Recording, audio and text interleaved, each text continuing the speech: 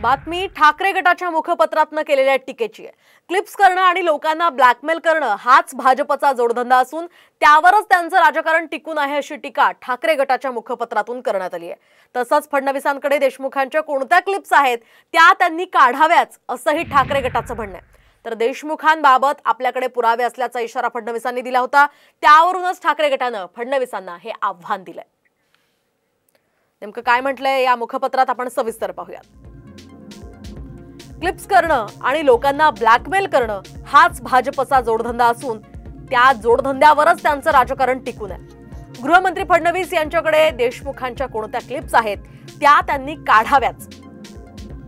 एकदा महाराष्ट्राला भाजपची विकृती आणि लायकी कळायलाच हवी असं ठाकरे गटाच्या मुखपत्रात म्हटलंय।